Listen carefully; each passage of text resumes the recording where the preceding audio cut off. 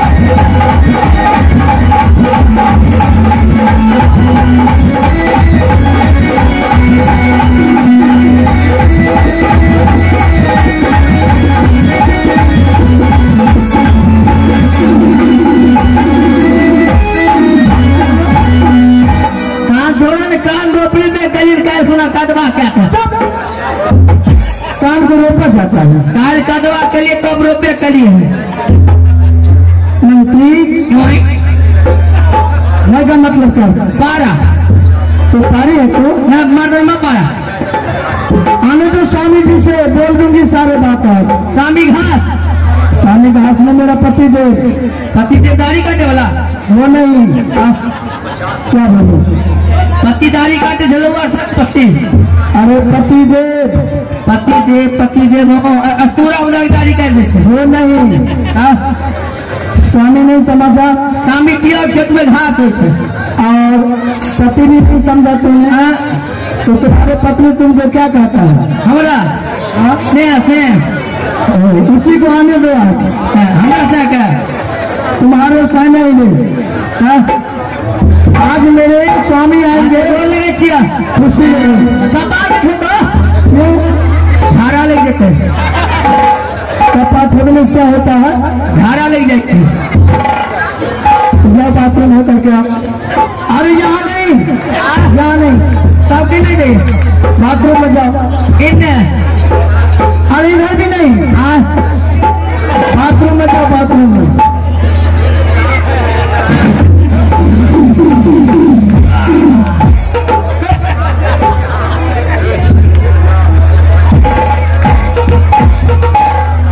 ये क्या किया? पैंचू के लिए पैन का भाव से की करवे मंत्री इस बात मेरे स्वामी जी स्वामी जी और कल्चर का कुशल बताओ वो अच्छी है कि नहीं? अभी अपना बारी बैठ साल में अरे वो नहीं बाबा, मेरे बड़ी दीदी का जो पुत्री है कंचन कुमारी बुच्ची। हाँ बहुत सुंदर था, बहुत अच्छी है, बहुत अच्छी। और मेरा स्वामी जी अच्छा है। तो ठीक है मैं चलती हूँ। ठीक है जाइए।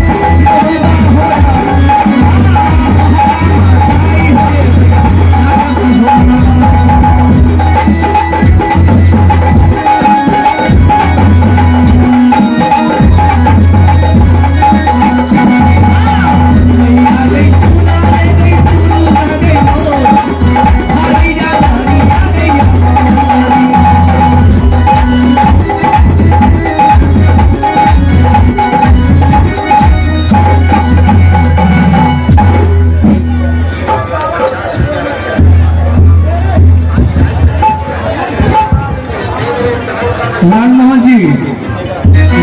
जी अगर हमारे मैं आवाज सुने हवे तो मैं तब घुमावे को